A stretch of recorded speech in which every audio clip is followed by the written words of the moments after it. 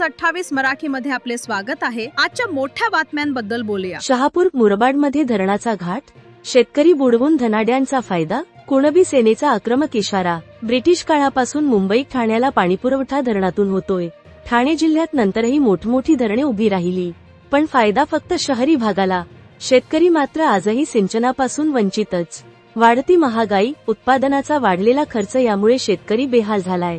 जमिनी विकण्याची वेळ आली। बहुतांशी जमिनी आता भांडवलदार आणि धनाढ्यांच्या हाती गेल्यात। शिल्लक राहिल्या बोटावर मोजता येण्याइतक्या।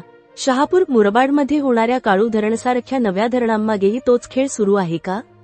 कुणबी सेनेचा आरोप आहे की शहापूर आणि मुरबाडमध्ये प्रस्तावित धरणांमुळे काश्मीरसारखा समृद्ध असलेला हा भाग पाण्याखाली जाणार आहे। सिंचनासाठी इतर पर्याय असताना इथल्याच सुपीक जमिनी पाण्यात घालण्याचा घाट घातलाय। धक्कादायक बाब म्हणजे या भागातील जमिनी आधीच धनाढ्य आणि मोठ्या भांडवलदारांनी शेतकऱ्यांकडून विकत घेतल्यात। प्रकल्पासाठी 400 कोटी रुपये मंजूर झालेत, पण याचा लाभ शेतकऱ्यांना न होता त्या धनाढ्यांनाच होणार, असा आरोप कुणबी सेना प्रमुख विश्वनाथ पाटील करतायत। सरकार कोणाच्या पाठी आहे? शेतकऱ्यांच्या की जमीन माफियांच्या? इथली जमीन विकली गेली, आता धरणाच्या नावाखाली ती पाण्याखाली घालून पुन्हा शेतकऱ्याला बेघर करायचंय। आम्ही हे होऊ देणार नाही। स्थापनेपासून कुणबी सेना शेतकऱ्यांसाठी व बहुजनासाठी लढत आलेली आहे आणि न्याय देण्यात समर्थ ठरलेली आहे, तरी कुणबी सेना शेवटपर्यंत लढा देणार। स्थानिक शेतकरीही या धरणाला कडाडून विरोध करत आहेत। सिंचनासाठी नदीवर छोटे छोटे बंधारे, नहर, लिफ्ट इरिगेशन, तलाव यासारखे पर्याय असताना धरणच का, असा सवाल ते विचारतायत। आमचा विकासाला विरोध नाही, पण सामान्य जनतेच्या हिताला बाधा पोहोचत असेल आणि प्रकल्पग्रस्त क्षेत्रातील 30% जमिनीवर आजही काबीज असलेला शेतकरी जर बुडाला तर ठाणे जिल्ह्यातील शेतीच संपेल। सरकारने यामागे कोणाचा हितसंबंध आहे? 400 कोटींचा लाभ कोणाला होणार याचं स्पष्टीकरण द्यावं, अशी मागणी कुणबी सेने केलीय। इंडिया न्यूज 28 मराठीसाठी प्रणय प्रभाकर पाटील, ठाणे, पालघर जिल्हा ब्युरो चीफची रिपोर्ट। आय न्यूज 28 मराठीमध्ये आपलं स्वागत आहे। आपल्या सोबत आहेत विश्वनाथजी पाटील, कुणबी सेना प्रमुख, ज्यांनी ठाणे जिल्ह्यामध्ये पाण्याच्या संदर्भात असो, रस्त्याच्या संदर्भात असो वारंवार आवाज उठवलेला आहे आणि लोकांना न्यायसुद्धा मिळवून दिलेला आहे। आज आपण जाणूया काळू धरणच्या संदर्भात कालच मुख्यमंत्र्यांनी एक आश्वासन दिलं की याच्यासाठी निधी उपलब्ध आहे आणि जे जनतेचा विरोधसुद्धा नाही आणि हा प्रश्न आपण पुढील विचाराने सोडूया। तर विश्वनाथ पाटील यांचे आपल्या समोर जाऊन घ्या, काय सांगाल साहेब तुम्ही या संदर्भात? या प्रश्नाला फार मोठी जुनी पार्श्वभूमी आहे। ब्रिटिश काळामध्ये मुंबईचा पाणीपुरवठा सुरळीत व्हावा, मुंबईला पाणी मिळावं याच्यासाठी ब्रिटिशांनी डोकं चालून तांसा धरणाची निर्मिती केली। ग्रॅव्हिटीने पाणी दिलं। त्याच्यानंतर मुंबईची स्थान भागेना शेजारी असलेली मोठी शहरं ठाणे, अंबरनाथ, उल्हासनगर, कल्याण अशा शहरांची जी भरमसाठ वाढ झाली वेगाने, त्यांचाही पाण्याचा प्रश्न तयार झाला आणि वारंवार ठाणे जिल्ह्याला आणि पालघर जिल्ह्याला विठेला घेतलं गेलं। अनेक धरणांची निर्मिती झाली, परंतु दुर्दैवाने शेतकऱ्यांचा पिण्याच्या पाण्याचा प्रश्न आणि सिंचनाची व्यवस्था या दोन गोष्टींच्या बाबतीत सरकारने आलेल्या प्रत्येक राजवटीने प्रचंड मोठा अन्याय केलेला आहे। आणि त्याचबरोबर या अन्यायाला वाचा फोडण्यासाठी जमीन, पाणी, रोजगार आणि विकासाच्या प्रश्नावर सातत्याने कुणबी सेनेने प्रचंड मोठे लढे दिले।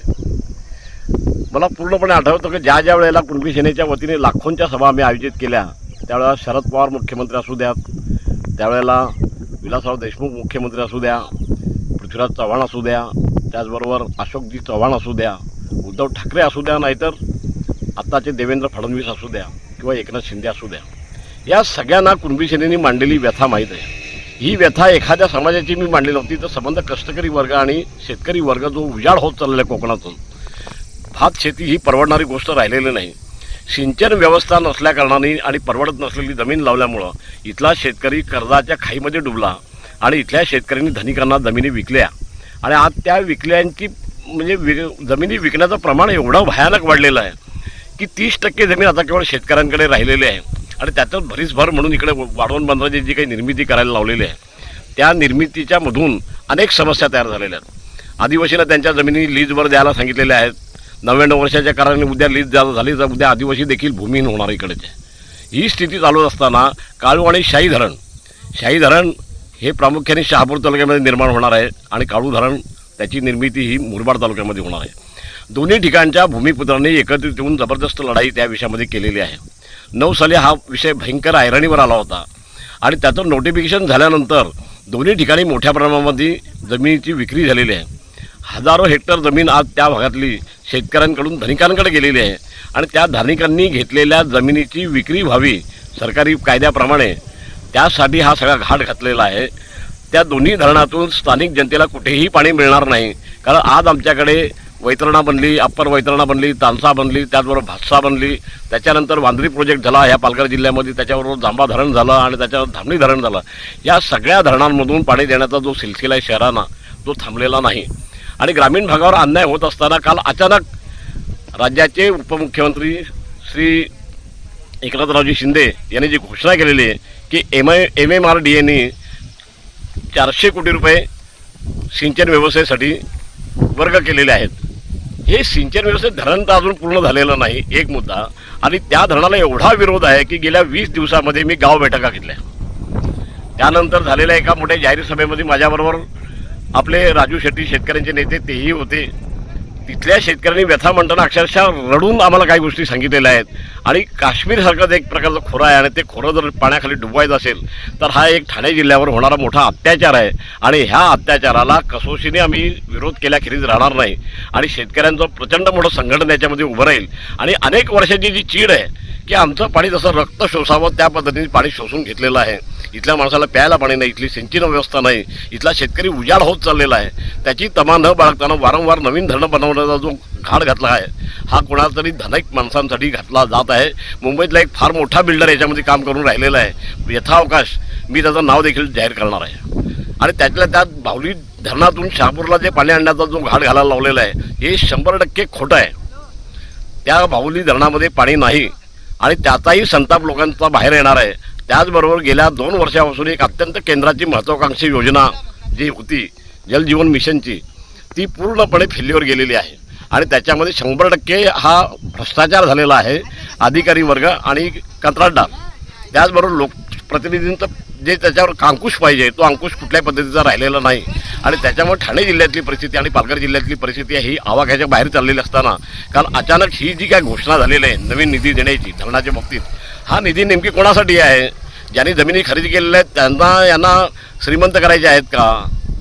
म्हणजे जे काही चाललेलं आहे त्याच्यामध्ये तातडीने मुख्यमंत्र्यांनी हस्तक्षेप करावा आणि ही गोष्ट थांबावी. तातडीने आमच्याबरोबर शेतकऱ्यांच्या प्रतिनिधींच्याबरोबर जर चर्चा केली नाही तर सर्व शक्तीनिशी लावून आम्ही ह्या संबंध प्रकल्पांना विरोध करू. आमचा विकासाला विरोध नाही, विकासाला आमचं पूर्ण प्राधान्य. आम्ही त्यांना अल्टिमेटम दिलेलं आहे. दोन्ही ठिकाणी एक 15-15, 20-20 बंधारे होणार आहेत. त्या 15-15, 20-20 बंधाऱ्यातून सिंचन व्यवस्था देखील होईल. शहरांना पाणी देण्याचा जो काही प्रश्न आहे तो देखील निश्चितपणानं मार्गी लागेल. आणि असं अनेक चांगले पर्याय उपलब्ध असताना वारंवार नवीन धरणं बनवण्याचा जो घाट घातलेला आहे त्यामुळे जनतेच्या मनामध्ये प्रचंड चीड निर्माण झालेली आहे. आणि ही जी चीड आहे ती आमच्यासारख्या सामाजिक संघटना निश्चितपणानं बाहेर काढते.